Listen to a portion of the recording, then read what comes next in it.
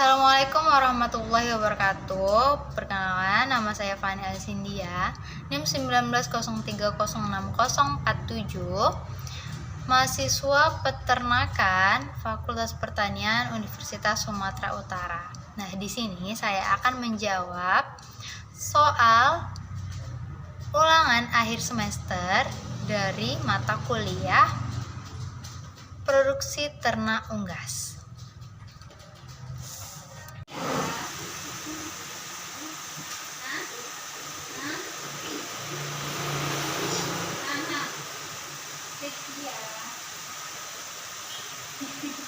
Baca dong, ngomong gitu. Buat setia mempunyai. Cepatlah, baca dulu. Ya, setia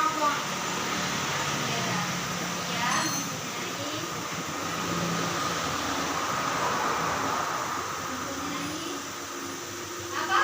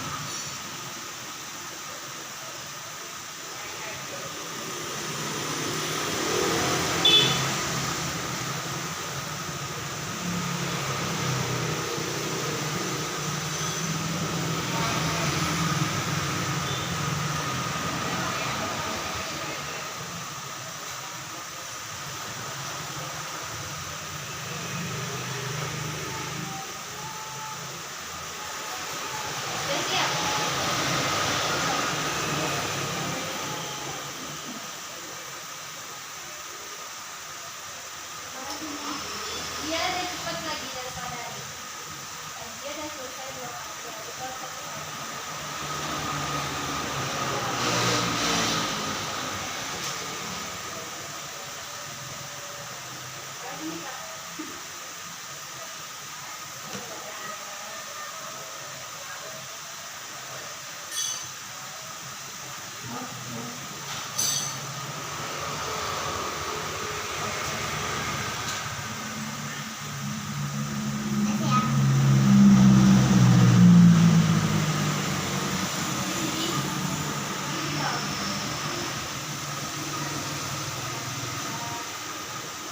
Konsentrasi.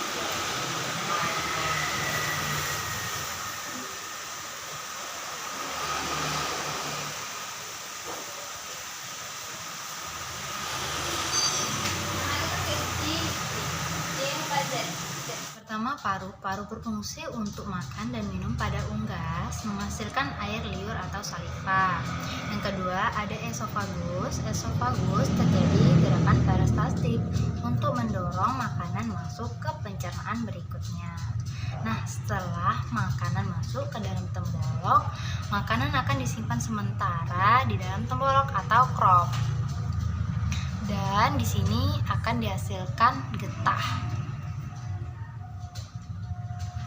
Nah, selanjutnya kita langsung ke proventriculus. Nah, di sini terjadi pencernaan secara enzimatis sehingga dapat merubah pencernaan. Selanjutnya ada gizzard. Gizzard adalah secara mekanik. Nah, di gizzard ini makanan akan digiling dengan bantuan batu-batu kecil hingga menjadi halus. Karena di dalam gizzard, maka masuk ke dalam usus kecil yaitu duodenum. Nah, di sini ada pankreas. Nah, di dalam usus halus, ini kan usus kecil nih. Nah, lanjutnya lagi kita ke usus halus. Nah, di usus halus ini terjadi pencernaan secara enzimatis. Enzim dalam usus kecil akan merubah protein menjadi asam amino, sedangkan lemak dirubah menjadi asam lemak dan gliserol. Keseimbangan jumlah bakteri dalam usus akan berpengaruh terhadap efisiensi pakan untuk kebutuhan pokok dan produksi.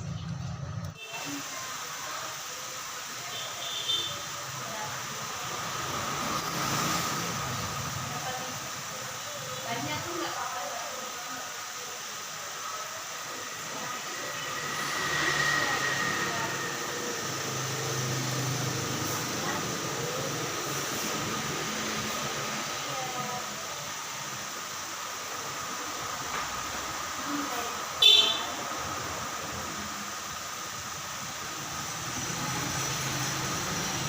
Berapa bersaudara?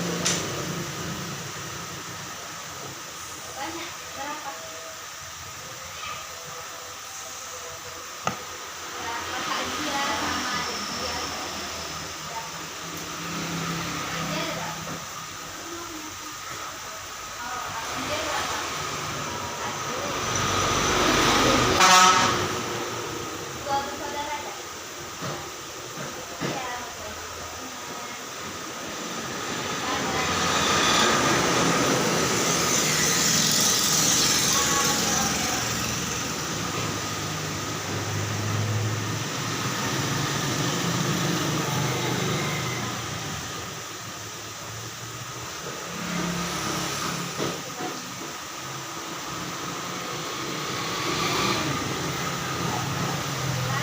Mau berapa?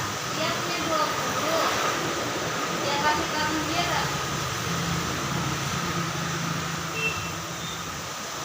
Produksi pada unggas betina. Yang pertama ada infundibulum, berfungsi untuk menangkap ovum yang telah jatuh.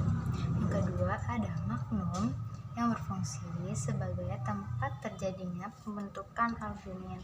Yang ketiga ada isthmus, yang berfungsi sebagai tempat terbentuknya membran keratang. Nah, kelima itu ada uterus. Uterus di dalamnya akan mengalami osmosis telur. Nah, selanjutnya ada vagina, tempat penyimpanan telur sementara sebelum dikeluarkan melalui kloaka. Reproduksi ternak unggas jantan. Yang pertama ini ada testes, yang berfungsi sebagai tempat penghasil hormon jantan yang disebut androgen dan tempat terbentuknya sel gamet yang disebut sperma. Nah, selanjutnya ada pus ductus deferens. Pus ductus deferens ini merupakan tempat saluran keluarnya urin dan ginjal melalui kloaka. Nah, selanjutnya ada kloaka, yaitu tempat keluarnya sperma dan urin. Proses terbentuknya telur dimulai dengan ovum. Nah, sorry tidak digambarkan, lalu jatuh ke infundibulum. Nah, infundibulum ini tidak terjadi penambahan apapun di dalam infundibulum. Kuning telur hanya berdiam sekitar kurang lebih 10 sampai 15 menit. Kemudian kuning telur atau yolk masuk ke magnum. Nah, dalam magnum terjadi sintesis albumin. Untuk mensintesis albumin, yolk menghabiskan waktu kurang lebih 3 jam lamanya. Setelah telur masuk ke dalam isthmus, nah, yolk akan mengalami sintesis kerabang dalam waktu 1,5 jam lamanya. Setelah itu, kuning telur akan masuk ke dalam uterus. Nih, uterus. Di dalam uterus terus terjadi pembentukan kerabang yang sesungguhnya. Disinilah kuning telur akan menghabiskan waktu selama 20-21 jam lamanya, di mana di uterus ini terjadi proses osmosis, yaitu membran kerabang akan ditambah air dan garam dan terjadi penebalan kerabang. Di dalam uterus juga ada kalaza atau terbentuknya kalaza, dan di uterus inilah telur terbentuk dan kemudian telur akan masuk ke dalam vagina, dan di dalam vagina telur hanya berdiam beberapa menit. Selanjutnya telur akan keluar melalui kloaka. Pembentukan atau sintesis komponen-komponen yolk atau vitellogenesis. Nah, di sini berlangsung di dalam hati di bawah koordinasi hormon-hormon gonadotropin dan steroid. Beberapa hasil penelitian menunjukkan bahwa kenaikan level folikel stimulating hormon atau FSH ini terjadi pada saat menjelang fase pertumbuhan folikel yang ketiga, yaitu 15 jam sebelum ovulasi. Peningkatan level FSH ini terjadi stimulan dengan peningkatan FSH pada jaringan ovarium. Sintesis albumin. Nukleus memiliki bahan baku berupa DNA dan RNA, lalu masuk ke dalam ribosom dalam bentuk mRNA, yaitu ribosom kompleks, lalu ditambah dengan kompleks asam amino, lalu membentuk asam amino rantai peptida. Asam amino peptida akan masuk ke sitoplasma sel dan akan membentuk protein fungsional, protein spesifik yang namanya albumin. Penyakit egg drop syndrome atau EDS merupakan penyakit pada unggas yang disebabkan oleh avian adenovirus tipe 1. Virus ini merupakan virus DNA yang tidak beramplop tetapi tetap peka terhadap berbagai agen kimia seperti formaldehyde atau glutaraldehyde dan disinfektan lain. Secara fisik, virus dapat diinaktivasi pada pemanasan suhu 600 Celcius selama 30 menit. Namun tahan pada pemanasan suhu 560 derajat Celcius. Penanganan penyakit ini setelah peternak melakukan vaksinasi. Feses berwarna hijau, depresi, hilang nafsu makan, muntah darah, dan kelumpuhan yang diikuti dengan kematian. Sedangkan serangan penyakit ini yang tidak menunjukkan gejala klinis ditandai dengan adanya penurunan produksi telur dan penurunan berat badan. Saat ayam telah terserang penyakit ini, maka pengobatan yang dapat dilakukan ialah dengan memberikan antibiotik yang dapat menekan pertumbuhan skizon.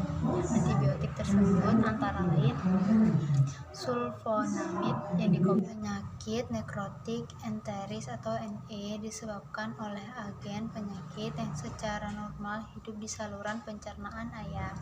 Bakteri Clostridium merupakan bakteri positif yang hidup di sekum atau usus buntu ayam dalam kondisi anaerob. Gejala yang bisa diamati dari penyakit ini adalah salah satunya depresi, hilang nafsu makan, diare, feses coklat kehitaman, kadang dijumpai darah dalam feses, peningkatan konsumsi air minum, titer lembab. Pada nekropsi akan ditemui lesi yang secara umum terdapat di jejunum dan ileum. Pengobatan yang efektif untuk mengatasi kasus ini pada unggas adalah menggunakan jenis amoxicillin.